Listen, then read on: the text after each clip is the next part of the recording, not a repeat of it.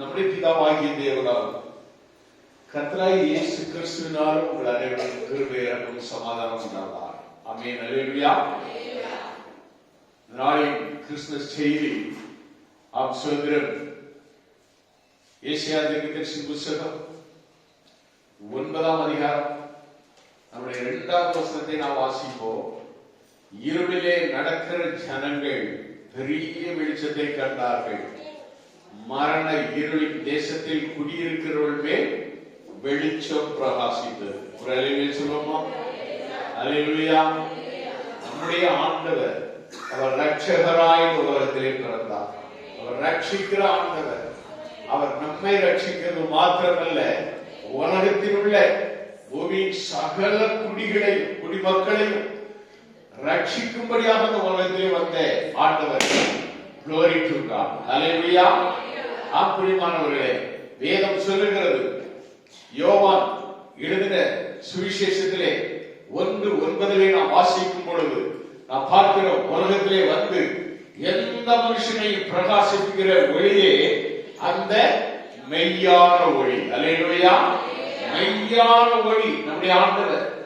அவர்தான் இந்த உலகத்திலே வந்து உதித்த தெய்வம். நம்முடைய வாழ்க்கையிலே என்று அந்த மெய்யான ஒளி உதிக்கிறாரோ, நம்முடைய ஜீவியத்துக்குள்ளே நாம் உண்மையாக இயேசுவை ஏற்றுக்கொண்ட பொழுது நமக்குள்ளே ஒரு ஒளியின் பிரகாசத்தை நாம் பார்க்கிறோம். அல்லேலூயா. இருளான வாழ்க்கை நம்மை விட்டு ஒளிந்து போகிறது. ஆம் சொல்கிற ஒரு மலர்ச்சியின் ஒளியின் பிரகாசம் நமக்குள்ளே வருகிறது. அல்லேலூயா.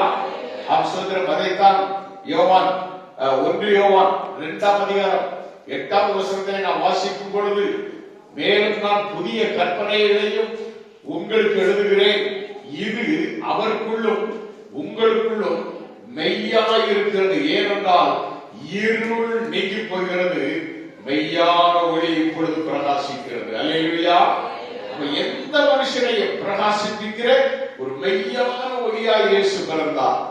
இந்த உலகத்திலே யார் யார் இயேசுவை ஏற்றுக்கொள்கிறார்களோ, யார் யார் இயேசுவை தெய்வமாக ஏற்றுக்கொள்கிறார்களோ, அவருடைய வாழ்வை பிரகாசிக்கும்படியாய், அவருடைய ஜீவியத்தை பிரகாசிக்கும்படியாய், அவருடைய இருளின் வாழ்க்கையில் இருந்து, அந்தகார வாழ்க்கையில் இருந்து ஒரு விடுதலை கொடுத்து ஒளியை பிரகாசிக்க இயேசு வந்தார். அவர்தான் உலகத்திற்கு ஒளியான ஆண்டவர். Praise God. Hallelujah. எத்தனையோ இடங்களிலே ஒளியை ஏற்றலாம், ஆனால் நமக்குள்ளே ஒளியை ஏற்றுகிற ஒரே தெய்வம் இயேசுதான். அல்லேலூயா. பிரியமானவர்களே, அதை தான் நாம் பார்க்கிறோம். யோவான் எழுதின சுவிசேஷம் 8ஆம் அதிகாரம் 12ஆவது வசனத்திலே நாம் வாசிக்கும் பொழுது, மறுபடியும் இயேசு ஜனங்களை நோக்கி, நான் உலகத்திற்கு ஒளியாய் இருக்கிறேன், என்னை பின்பற்றுகிறவன் இருளிலே நடவாமல் ஜீவ ஒளியை அடைந்திருப்பான். அல்லேலூயா. ஜீவ ஒளி நமக்குள்ளே உதிக்கிற ஆண்டவர் ஜீவ ஒளியை தருகிறார். நம்முடைய ஜீவன் ஒளியை பெறுகிறது. இருளின் அந்தகார வாழ்க்கையிலிருந்து விடுவித்து ஜீவ ஒளியை தருகிற ஆண்டவர். அதைத்தான் தெளிவாக சொல்கிறார் இயேசு கிறிஸ்து சொன்ன வார்த்தை இது. இயேசு ஜனங்களை நோக்கி, நான் உலகத்திற்கு ஒளியாய் இருக்கிறேன். அல்லேலூயா. என்னை பின்பற்றுகிறவன், யார் யார் இயேசு கிறிஸ்துவை பின்பற்றுகிறார்களோ, அவருக்கு பின் செல்கிறார்களோ, அவரையே தெய்வமாக ஏற்றுக்கொண்டு ரட்சகராக மீட்பராக ஏற்றுக்கொண்ட எந்த மனுஷனாக இருந்தாலும் அவர்களுக்கு ஆண்டவர் ஒளியாய் இருக்கிறார். என்னை பின்பற்றுகிறவன் இருளிலே நடவாமல் ஜீவ ஒளியை அடைந்திருப்பான் என்றார். அல்லேலூயா. அந்த ஜீவ ஒளியை நமக்குள்ளே தருகிற ஆண்டவர் அவர். ஜீவ ஒளியை நமக்குள்ளே தந்து ரட்சிக்கிற ஆண்டவர் அவர். நீங்க ஒவ்வொரு மனுஷனையும் நீங்க பாருங்க, பாவ மனுஷன் இருளிலே இருப்பான். இருட்டுல தான் அவங்களுடைய பாவங்கள் நடைபெறும். இருளின் வாழ்க்கை, அந்தகார வாழ்க்கை, அந்தகார பிசாசு அவங்களை பிடிச்சு எரிஞ்சு இருளிலே உட்கார்ந்து விடுவாங்க. இருளெல்லாம் உட்கார்ந்து எரிஞ்சுவாங்க, தம் அடிப்பாங்க, கஞ்சா அடிப்பாங்க, போதை வசதிகளை எரிஞ்சுவாங்க, எல்லாம் பயன்படுத்துவாங்க. அது மாத்திரமல்ல, பாவ காரியங்கள் அனைத்தும் செய்வது இருளிலே. எந்த ஒரு மனுஷன் இருளிலே நிற்கிறானோ, இருளிலே உட்கார்ந்து இருக்கிறானோ, அவன் பாவி, அவன் பயங்கரமான பாவம் செய்கிற மனுஷன் என்பதை நாம் அறிந்து கொள்ளலாம். ஆனால் ஆண்டவராகிய இயேசு கிறிஸ்துவை ஏற்றுக்கொண்டார். அவர் நமக்குள்ளே ஒளியாய் வருகிறார். அல்லேலூயா. அதைத்தான் யோவான் 1:9 ஆண்டவர் சொல்கிறார், நான் உலகத்தில் இருக்கிறேன், உலகத்திற்கு ஒளியாய் இருக்கிறேன். அல்லேலூயா. ஸ்தோத்திரம். யோவான் எழுதின சுவிசேஷம் 1ஆம் அதிகாரம் 4வது வசனத்தை நான் வாசிக்கும் பொழுது, அவருக்குள் ஜீவன் இருந்தது, அந்த ஜீவன் மனுஷருக்கு ஒளியாக இருந்தது. அப்படிமானவர்களே, வார்த்தைங்கிற அந்த வார்த்தைக்குள்ளே ஜீவன் இருந்தது. வார்த்தையாகிய ஆண்டவர் இயேசு, அந்த வார்த்தைக்குள்ளே ஜீவன் இருந்தது, அந்த ஜீவன் மனுஷருக்கு ஒளியாக இருந்தது. 5வது வசனம் சொல்கிறது, அந்த ஒளி இருளிலே பிரகாசிக்கிறது. அல்லேலூயா. மனுஷனுடைய வாழ்வில் இருளான அந்தகார வாழ்க்கையை எல்லாவற்றையும் பிரகாசமான வாழ்க்கையாக மாற்றக்கூடிய ஒரே தெய்வம் இயேசுதான். அல்லேலூயா. மற்றதெல்லாம் நாமளாய் என்ன செய்கிறோம்? தீபத்தை ஏற்றுகிறோம். அதற்கு சண்டைகள், போராட்டங்கள் எல்லாம் ஒரு பக்கத்தில் நடைபெறுகிறது. ஆனால் இயேசு கிறிஸ்து உனக்குள்ளே வந்தால் உன்னுடைய ஜீவன் ஒளி பெறும். Praise God. அல்லேலூயா. யோவான் 1ஆம் அதிகாரம் 5வது வசனம் சொல்கிறது, அந்த ஒளி இருளிலே பிரகாசிக்கிறது, இருளானது அதை பற்றிக் கொள்ளவில்லை. அல்லேலூயா. எந்த ஒரு இருளும் அதை பற்றிக் கொள்ள முடியாது. அந்த ஒளியாகி இயேசு உனக்குள்ளே வந்து விட்டால் பாவ வாழ்க்கை ஒளியிலே இருக்கிறாரு, இருளான ஜீவிதம் உனக்குள்ளே இருக்காது. எல்லா அந்தார சத்துடைய வல்லமையை ஆண்டவர் எண்ணிசுவார், எடுத்து போட்டு ஆண்டவர் வாசம் செய்து விடுவார். அல்லேலூயா. உன்னுடைய வாழ்க்கை இயேசுவினாலே ஒளியேற்றப்படும். அல்லேலூயா. யோவான் 3ஆம் அதிகாரம் 19வது வசனம் சொல்கிறது, ஒளியானது உலகத்திலே வந்திருக்கும், மனுஷனுடைய கிரியைகள் பொல்லாதவைகளால் இருக்கிறபடியால் அவர் ஒளியை பார்க்கும் இருளை, அவர்கள் யாரு? அந்த பாவ மனுஷங்க ஒளியை பார்த்து இருளை விரும்புகிறதே அந்த ஆக்கினை தீர்ப்புக்கு காரணமாக இருக்கிறது என்று சொல்லப்படுகிறது. அல்லேலூயா. அவர் இருளிலே இருக்கிற மனுஷர்களுக்கு ஆக்கினை தீர்ப்பு உண்டு. பாவ இருளிலே, பாவத்தின் வாழ்க்கையிலே காணப்படுகிற யாராக இருந்தாலும் அவர்கள் நினைச்சுவார்கள், ஆக்கினை தீர்ப்பு அடைவார்கள். அல்லேலூயா. அதுதான் வேதம் சொல்கிறது, ஒளியானது உலகத்திலே வந்திருக்கும். இயேசுவானவர் ஒளியாய் இந்த உலகத்திலே பிறந்திருந்தோம். இயேசுவானவர் ஒளியாய் இந்த உலகத்திலே வந்திருந்தோம். பொல்லாதவர்களை சிந்தித்து பொல்லாத வழியிலே நடக்கிறபடியினாலே அவர்கள் ஒளியை பார்த்து இருளை விரும்புகிறார்கள் என்று வேதம் சொல்கிறது. அல்லேலூயா. அவர்களுக்காகவே ஆக்கினை தீர்ப்பு உண்டு இருக்கிறார். தேவனுடைய பிள்ளைகளே, சுதந்திரம் ஏசாயா 42:7 சொல்கிறார், கர்த்தராகிய நான் நீதிப்படி உம்மை அழைத்து உமது கையை பிடித்து உம்மை தற்காத்து உம்மை ஜனத்திற்கு உடன்படிக்கையாகவும் ஜாதிகளுக்கு ஒளியாக வைத்தேன் என்று ஏசாயா தீர்க்கதரிசி இயேசு கிறிஸ்துவை குறித்து அந்த நாளிலே சொல்கிறார். அப்படிமானவர்களே, அதே ஏசாயா 9:2 தான் நாம் பார்த்தோம், இருளில் நடக்கிற ஜனங்கள் பெரிய வெளிச்சத்தை கண்டார்கள். இயேசு பிறந்த பொழுதுதான், இயேசுடைய வாழ்க்கையிலே பிறந்த பொழுதுதான் இருளிலே நடக்கிற உன்னுடைய வாழ்க்கை, இருளான வாழ்க்கை அது வெளிச்சமாக மாறுகிறது. ஒரு பிரகாசமான ஒரு வாழ்க்கை, ஒரு பெரிய வெளிச்சத்தை நீ பார்க்கலாம். ரட்சிக்கப்படுகிற ஒவ்வொருவரும் முதலாவது பார்ப்பது அந்த ஒளியின் பிரகாசத்தை தான். அல்லேலூயா. என்று நாம் ரட்சிக்கப்பட்ட அந்த ஒரு நாளை நான் இன்றும் அதை சொல்வதற்கு காரணம், அங்கு நான் ஜெபித்த பொழுது, என்னுடைய பாவங்களை நான் அறிக்கை செய்த பொழுது என் மேல் ஒரு பிரகாசமான ஒரு ஒளி விழுந்தது. அந்த ஒளியிலே அப்படியே தாரையாக அழுது அத்தனை பாவங்களையும் அறிக்கை செய்து அன்றிலிருந்து விட்ட பாவங்கள், அன்றிலிருந்து குடியை விட்ட, சிகரெட் குடிப்பதை விட்ட எல்லா பாவங்களிலிருந்து ஆண்டவர் என்னை விடுவிக்கிறார். Praise God. ஹல்லேலூயா. அதுதான் ஒளி பிரகாசிக்கிறது. நீங்க சோதரம் நீங்க பாப்பீங்க அப்படின்னு சொல்லி சொன்னா, சோதரம் அப்போஸ்தலனாகிய பவுலுடைய வாழ்க்கையை நாம் பார்க்கும் பொழுது, சோதரம் அப்போஸ்தலர் நடவடிக்கையின் புத்தகத்திலே glory to God, சோதரம் 9:3 நாம் வாசிக்கும் பொழுது அவர் சொல்லுகிறார், அப்போஸ்தலனாகிய பவுலை குறித்து சொல்லப்படுகிறார், அவனுடைய பேர் அப்பொழுது சவுல். அவர் பிரயாணமாய் போய் தமஸ்குவுக்கு சமீபித்த போது சடுதியிலே வானத்திலிருந்து ஒளி அவனை சுற்றி பிரகாசித்தது. அல்லேலூயா. பாவி, அவர் பாவி. சவுல் பாவம் செய்கிறவர், கொலை எண்ணத்தோடு பயங்கரமான வெறியோடு தீர்ந்தவர். அவருக்கு அவனுக்குள்ள இருந்த வெறி என்ன தெரியுமா? சொல்கிறோம், உண்மை கிறிஸ்தவர்களை, விசுவாசிகளை அடித்து கொலை செய்ய வேண்டும், விசுவாசிகளை கொல்ல வேண்டும் என்பதான வெறியோடு தெரிந்தான்.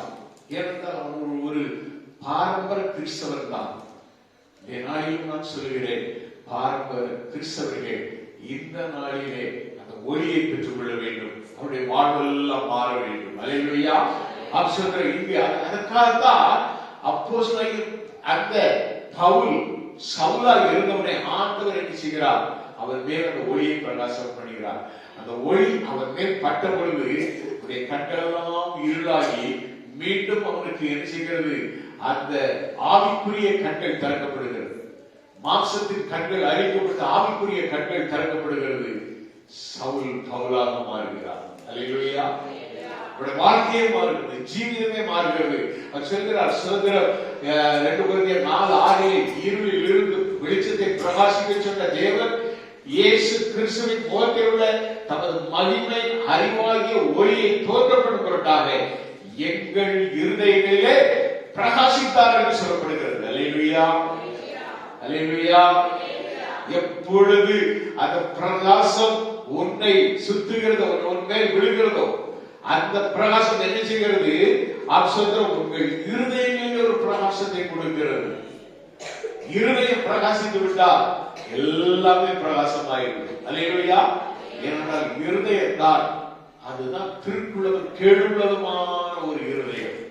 அதைத்தான் ஆண்டவர் எடுத்து போட்டு சரியான இருதயத்தை கொடுத்து நம்மை ஆசீர்வதிக்க விரும்புகிறார். அதற்காகத்தான் இயேசு பிறந்தார். Praise God. அல்லேலூயா.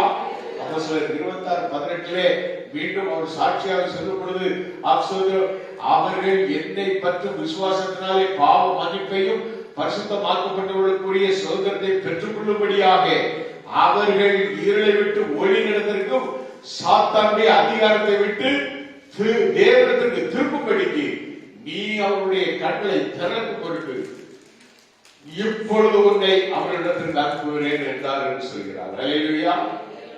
அப்போ பவுலுக்கு இப்படிப்பட்ட ஒரு அதிகாரத்தை கொடுத்து எங்க அனுப்புகிறார்? எந்த இடத்திலே இருந்து இவர் விசுவாசிகளை, உண்மை கிறிஸ்தவர்களை, இயேசு கிறிஸ்துவை ஏற்றுக்கொண்டவர்களை கொலை செய்ய தீவிரித்தாரோ அதே அவர்களுக்குள்ளே அனுப்பும் பொருட்டாக நான் உன்னை அனுப்புகிறேன் என்று அதைத்தான் சொல்கிறார். அதுதான் இந்த வசனத்தில் ரொம்ப தெளிவா சொல்கிறார். அவர்கள் என்னை பற்றி விசுவாசத்தினாலே பாவ மன்னிப்பையும் பரிசுத்தமாக்கப்பட்டவர்களுக்கு உரிய சுதந்திரத்தையும் பெற்றுக் கொள்ளும்படியாக அவர்கள் இருளை விட்டு ஒளி இடத்திற்கும் சாத்தானுடைய அதிகாரத்தை விட்டு தேவனிடத்திற்கும் திரும்பும்படிக்கு இவன் அவர்களை அனுப்புகிறேன். அல்லேலூயா. ஏன்னா நீ அதிலிருந்து வந்தவன். Praise God. அல்லேலூயா. எவன் ஒருவன் பாவத்திலே சிக்கி பாவத்திலே அழிகிற அவனை ஆண்டவர் மீட்டெடுக்கிறாரோ, அவன் எப்பொழுது இயேசு கிறிஸ்துவின் மேல் விசுவாசத்தை வைக்கிறாரோ, அதுதான் யோவான் 1:12. அவர் மேல் விசுவாசம் உள்ளவர்களாய் அவரை ஏற்றுக்கொண்டவர்கள் எத்தனை பேர்களோ அத்தனை பேர்களும் அவருடைய பிள்ளைகளாய் இருக்கும்படிக்க அதிகாரத்தை கொடுத்திருக்கிறார். அதிகாரத்தை பெற்றுக் கொள்கிறார். ஒரு பிள்ளை என்கிறதான அதிகாரம். அவன் கிறிஸ்துவின் பிள்ளை, ஒளியின் பிள்ளை. அவர் சொல்கிற அந்நியனுடைய பிள்ளைகளே, 1 யோவான் 1:7 சொல்லப்படுகிறது, அவர் ஒளியில் இருக்கிறது போல நாமும் ஒளியிலே நடந்தால் ஒருவரோடு ஒருவர் ஐக்கியப்பட்டிருப்போம். அவருடைய குமாரனாகிய இயேசு கிறிஸ்துவின் ரத்தம் சகல பாவங்களை நீக்கி நம்மை சுத்திகரிக்கும். Price God. அல்லேலூயா. 1 யோவான் 1:7 சொல்கிறது அப்படித்தான். அவர் ஒளியில் இருக்கிறது போல நாமும் ஒளியிலே நடந்தால். நல்ல ஒளியின் பிள்ளைகள் என்று சொல்கிறோம். இயேசு கிறிஸ்துவின் பிள்ளைகள் என்றால் ஒளி நம்மை பிரகாசிக்கிறதான அந்த ஒளியை மற்றவர்களுக்கு பிரகாசிக்கும்படியாக நாம் ஜீவ வார்த்தைகளை பேசணும், உண்மையான வார்த்தைகளை பேசணும், ஆசீர்வாதமான வார்த்தைகளை பேசி அவர்களை கிறிஸ்துவத்தை வழிநடத்துவதுதான் நம்முடைய வாழ்க்கை. அல்லேலூயா. அதற்காகத்தான் ஆண்டவர் நம்மை மீட்டார். அல்லேலூயா. பிரியமானவர்களே, சொல்கிறோம் 1 யோவான் 1:5 சொல்கிறது, தேவன் ஒளியாய் இருக்கிறார், அவர்கள் எவ்வளவேனும் இருளில்லை. இது நாங்கள் அவரிடத்தில் கேட்டு உங்களுக்கு அறிவிக்கிற விசேஷமாயிருக்கிறது. அல்லேலூயா. எவனொருவன் இயேசு கிறிஸ்துவை ஏற்றுக்கொள்கிறாரோ அவருடைய வாழ்வு இருளின் வாழ்விலிருந்து, அந்தகார வாழ்விலிருந்து வெளிச்சத்திற்கு ஆண்டவர் கொண்டு வருகிறார். ஆசீர்வாதத்தின் பாதையிலே கொண்டு வருகிறார். அருமையான தேவனுடைய பிள்ளைகளே, வேதம் சொல்லுகிறது, அந்நிய நோகத்திலே அவிசுவாசத்துடன் படைக்கப்படாது இருப்பீர்களாக. நீதிக்கும் அநீதிக்கும் சம்பந்தம் ஏது? ஒளிக்கும் இருளுக்கும் சம்பந்தம் ஏது என்று வேதம் சொல்லுகிறது. ஒளிக்கும் இருளுக்கும் சம்பந்தமே கிடையாது. ஒளி வந்தால் இருள் அகன்றுவிடும். அல்லேலூயா. இருள் வந்தால் ஒளி அகலாது, ஒளி வந்தால் இருள் அகன்றுவிடும். அல்லேலூயா. இருளான வாழ்க்கையை ஒளியாய் மாற்றுவதற்காக இயேசு கிறிஸ்து உலகத்திலே வந்தார். அல்லேலூயா. இயேசு பிறந்தாரா? இயேசு வந்தாரா? ஹலோ, சத்தமா? என்னைக்கு பிறந்தார்? இயேசு வந்தார். அல்லேலூயா. நான் இந்த உலகத்திற்கு ஒளியாக வந்தேன் என்று ஆண்டவர் சொல்கிறார். வந்த ஆண்டவர், பிறந்த ஆண்டவர் தான் இன்னைக்கு கொண்டாடிக்கிட்டு தொட்டில போட்டு நீங்க ஆடிக்கிட்டே இருக்கீங்க. உங்க வாழ்க்கையே ஆடிக்கிட்டே இருந்தான் சார்தான். எப்போ நீங்க இயேசு கிறிஸ்து எனக்காக பிறந்தார், எனக்காக பாடுபட்டார், எனக்காக மரித்தார், எனக்காக உயிரோடு எழுந்தார், இப்பொழுதும் எனக்குள்ளே வாசம் செய்கிறார், இந்த விசுவாசத்திற்கு நீ எப்ப வருகிறாயோ உன்னுடைய வாழ்க்கை ஒளிமயமான வாழ்க்கையாக மாறும். அல்லேலூயா. அல்லேலூயா. ஆம்பிரியமானவர்களே, இயேசு கிறிஸ்துவுடைய வாழ்வை மாற்றுவது மாத்திரமல்ல, ஒளியின் பிரகாசத்தை உன்மேல் ஊற்ற வந்த ஆண்டவர். அல்லேலூயா. எப்பொழுது அந்த ரட்சிப்பின் சந்தோஷத்தை நீ பெற்று ஆண்டவரை நீ உண்மையாய் ஆராதிக்கிறாயோ, எப்பொழுது அபிஷேகம் உனக்குள்ளே வருகிறதோ, ஆசீர்வாதத்துடைய வாழ்க்கை பிரகாசமாக மாறும். உனக்குள்ளே இயேசு ஒளியாக வந்து விடுவார். நான் இந்த உலகத்திற்கு ஒளியாய் வந்தேன் என்று சொல்கிற ஆண்டவர் அவர். அருமையான தேவனுடைய பிள்ளைகளே, ஒவ்வொரு பிள்ளைகளையும் ஆண்டவர் அவருடைய ஆசீர்வாத படைப்பாக படைத்தார். அதே வேளையில் அவர் சொல்கிறார், ஏசாயா 45:7 சொல்கிறார், ஒளியை படைத்து இருளையும் உண்டாக்கினேன், சமாதானத்தை படைத்து தீங்கை உண்டாக்குகிறவர் நானே, கர்த்தராகிய நானே இவைகளை எல்லாம் செய்கிறவர் என்று சொல்கிறார். அப்படியானால் அந்த ஆண்டவரை நாம் ஏற்றுக்கொண்டால் நிச்சயமாக இருளை நம்மை விட்டு அகற்றிவிட்டு ஒளியை நம்மை பிரகாசிக்கப்படுவார். Price God. ஹல்லேலூயா.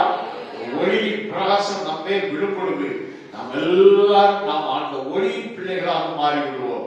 ஏசாயா 60:1 நாம் வாசிக்கும் பொழுது நாம் பார்க்கிறோம், எழும்பி பிரகாசி, உன் ஒளி வந்தது, கர்த்தருடைய மகிமை உன்மேல் உதித்தது. அல்லேலூயா. அல்லேலூயா. ஆசீர்வாதம், கர்த்தருடைய மகிமை உன்மேல் உதித்தது. இதோ இருள் பூமியையும் காலையுள் ஜனங்களை மூடும், ஆனாலும் கர்த்தர் உன்மேல் உதிப்பார். அல்லேலூயா.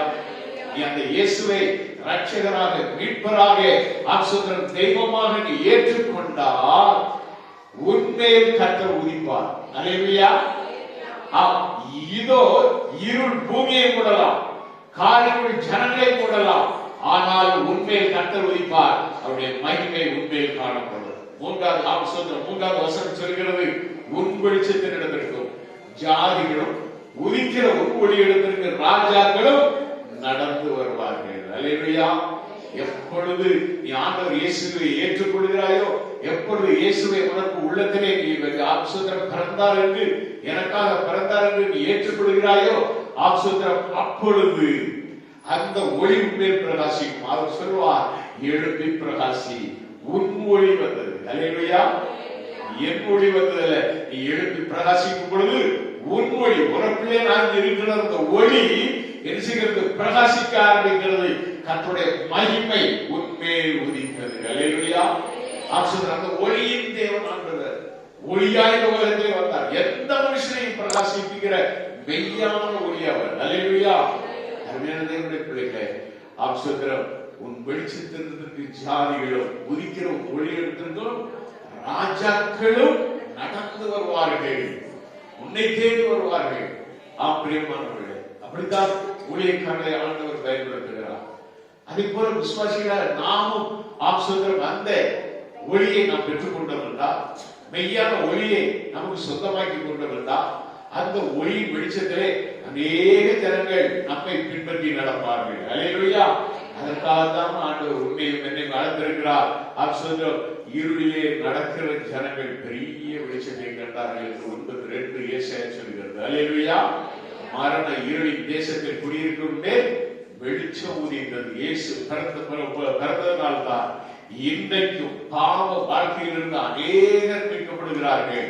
அந்த இருளான வாழ்க்கையிலிருந்து மீட்கப்பட்டு ரட்சிப்பின் அனுபவத்தை பெற்றுக் கொள்கிறார்கள்.